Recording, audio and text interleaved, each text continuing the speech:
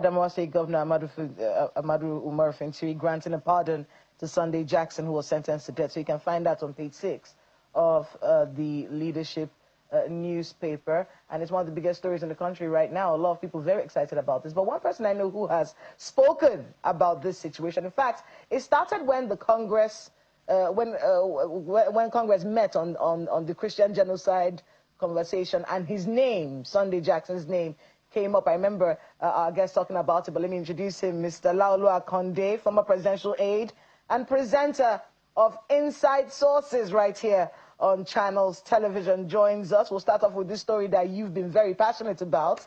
Thanks so much, Laolu. Thank you so much. Free at last. Yeah. Free at last.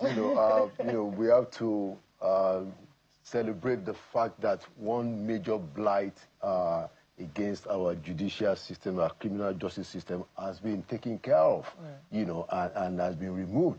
And the person that I want to commend most importantly for this is the Supreme Court Justice Ellen Ogunwumiju, a very bold, courageous, forthright justice who dissented, when this matter came to the Supreme Court, and who just laid it bare that, this is a travesty of justice. So we must commend judges such as Ellen Ogunwumiju for the forthrightness, which gave us the basis to be able to even say this in a legally conforming way. When you have a Supreme Court justice say that, how can you have somebody who was assaulted, who was attacked with a knife, and tried to defend himself, leading to the death of the assailant? How can you have that person in death row? Now our logic has prevailed, so we must commend her for the courage. She is the most single important person that I will give credit to on this matter. The next person, of course, is the governor, who eventually found the courage also to do what is right. That is Governor Fintiri. Well, we do have to be circumspect about this. Somebody died. Yeah. So that's the issue. While we're talking about the fact that Sunday Jackson has been released, we also have to understand that he killed somebody. Yeah.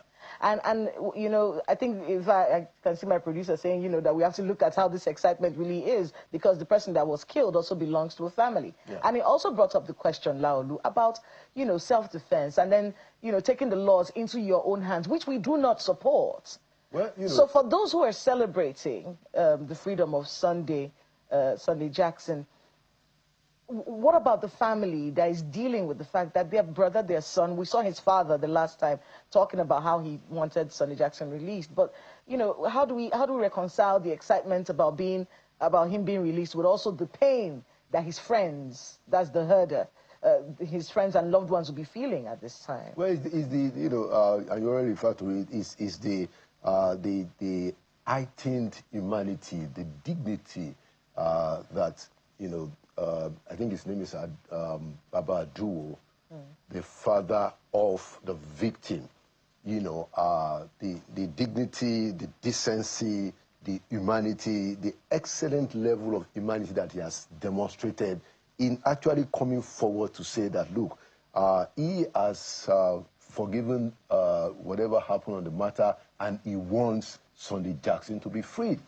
Because that represents the best of us, and that's a Fulani man out there, so that people can understand that when people are talking about Fulani, it's not a blanket issue. We have very dignified, decent, even illustrious people, from that ethnic stock, and that man, the father of the victim, is one who said that, look, hey, this guy should be free in the circumstances. Yes, it's sad that somebody died, but, self-defense is what it is. It's a question of somebody's attacking you, and then in the process of defending yourself, the person also died. It's not a premeditated act. For those who may be looking at this situation, they may want to accuse the governor of supporting the killing of somebody in the name of self-defense. No. You don't do that. But you see, that's the message, isn't it? And that nexus between protecting myself and committing murder and taking the laws into my hands. You know, that's a conversation I feel like many people, I think a conversation that will come up right now, you know, because we do not support people taking the laws into their hands. There are so many avenues that you can take if an injustice has happened to you, as opposed to taking the laws into your hand and killing somebody. How do you reconcile that right now? Sonny Jackson did not take the laws into his hands, Kela. I think it's important that we make that very clear. Sonny Jackson defended his life. That's what happened in this case. You are right that, you know, nobody should take the laws into their hands. And it's also true that, yes, somebody died, and we should remember the person that died, and, you know, and we should do that. You know, but as to what happened, what Governor Fintri has done is the right thing. It helps our common humanity, and it helps our understanding of natural justice. Everything that has happened before then is a travesty of justice, and it offends our humanity. Because, you know, Sonny Jackson didn't go and kill him. No, the guy came to Sonny Jackson's farm with a knife, actually stabbed him, you know, a couple of times until he was able to defend himself, leading to his death. So, yeah, I mean, we must remember that somebody died, and we don't want anybody to die. But like I said, it is the father of the victim that is the greatest star in this whole episode, because he came forward and said, you know, I want Sonny Jackson to be free. You know, we have to give him a lot of kudos. All right, well, this was 10 years ago, for people who don't know. It happened 10 years ago, and the governor is saying that, Sonny Jackson has been in jail for 10 years. Governor Fintri said the inmates had demonstrated significant improvements in their behavior and conduct, and this release is in commemoration of Christmas and New Year celebration. So I'm sure it's a conversation that will continue. I'm sure. Let's move on now to, well, something we heard Honorable Farouk talk about, the book. Have you read it? I read it. I finished it yesterday. It's actually still in my car, you know. Yeah, I mean, honestly, I don't know why the former First Lady decided to go on this mission. It doesn't serve the memory of President Muhammadu Buhari it doesn't serve it right at all. You know, there are a lot of things that should be left where they are. And if they are ever going to come out, it shouldn't come out from the family. You were in the villa throughout that period. Absolutely. All those things that she's saying, that she had a meal regimen for him. Yeah. Said he's a man who had to deal with malnutrition normally, and we can understand that, a man who doesn't really like to eat much. Right. So you have to have some kind of regimen if you're married to a man like that, where you put some vitamins and supplements in their food just so they can bulk up a little bit. Right. And then she's alleging that when they came to the villa, this stopped. Right. And then she also said some things, and I'm sure that's what the CPC bloc, those who are very loyal to former President Muhammadu Buhari, will be very upset about the fact that she said, look, this man was so afraid of being called a dictator that he allowed people who were in the right office, the wrong people in the right office, and they didn't sack them, you know, when they disappointed him. Right. Well, you know, so that's the thing that, so President Muhammadu Buhari is not alive to tell us his side of the story.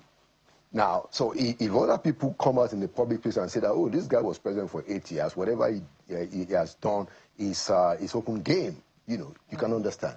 But when a member of the family, your wife, you know, is the one that is, you know, talking about this, talking this way, it leaves a bad taste in the mouth. There's no way we can dice it. And did you notice that Yusuf, the son, did not attend the event? And Yusuf is right here in Abuja. You know, it speaks to, you know, some level of decency that, look, this man is dead. Let's keep this thing among ourselves. The First Lady has not done that, and it's very sad. That Former First Lady. Former First Lady. All right. Ayo has a few questions for you. Go ahead, Ayo. Well, thank you. There's just one of those issues on my mind, Mr. Akande, and that is the tax controversy. So on the one hand, there are those who believe that, look, this is just like a storm in a teacup. It doesn't affect the price of bread significantly. But then there are those who are also questioning the process. In fact, someone hinted yesterday that, look, if we're hearing about this now, that such things have been happening, how many laws went through this process that we're not aware of? So, and then, of course, naturally, a good number of people are wondering what's going to happen to my tax next year.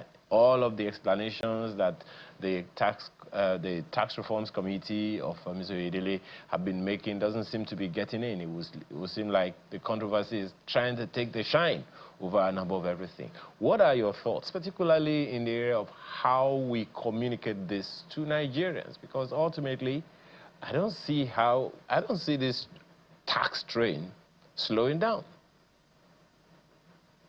Yeah, well, the first thing I'd like to say is that I like to give kudos to Representative Dasuki, Abdulsamad Dasuki, who flagged this off just so all of us know what is happening.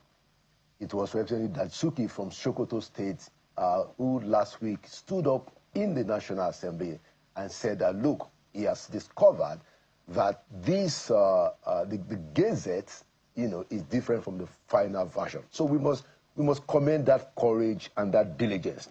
Now, the second thing I'd like to say on that is that I am disappointed that neither the Speaker of the House of Representatives nor the President of the Senate has come out after that disclosure to say that this and this and this is what we are going to do about it. Now, Tajuddin Abbas, the Speaker, did say something after Dasuki spoke and said that we will look into it. But since then, we've not had a word from Tajuddin. The only person that has spoken up on this matter is Mr. Oyedele, who is trying to say that, well, I'm just trying to understand what it is myself. That's the summary. Now, and my conclusion is this. I think the president should not continue to tolerate this poor coordination of his administration. Look, we all know who the president is. Whatever disagreements you have with him, the man is a professional. You can tell that he's brilliant. Why is tolerating this level of sloppiness in the coordination of his government? I don't understand. I don't understand at all. Why is tolerating this level of abysmal coordination, which is what the problem is. That is what the problem is, the same problem of poor coordination of stuff. That's why you are having all this kind of somebody has gone to Gazette, something that is different from what the president signed. The Gazette should come immediately from the desk of the president. When the president signs, that is the final copy, and that ought to go straight to the printer of the Gazette. So my own greatest worry is that the president continues to tolerate all this kind of sloppiness, and I hope that he will actually begin to take steps to correct this. This is a problem that I believe can still be corrected, and I don't agree with those who are saying that because of this reason, let us defer the implementation of the reform. This problem can be solved today. It can be solved in 1 hour, and the president should solve it. Mr. Laolu, we do have to thank you very much for your insights this morning. Nigeria is a very dynamic place. It is. By the time we're here tomorrow, we don't know what would happen. But we'll be definitely ready to talk about it. Mr. Laolu Akande, former presidential aide and president of Inside Sources, right here on Channels Television. Thanks again. On Fridays and Sundays. On Fridays and Sundays. There you go. Plug Shameless it. plug.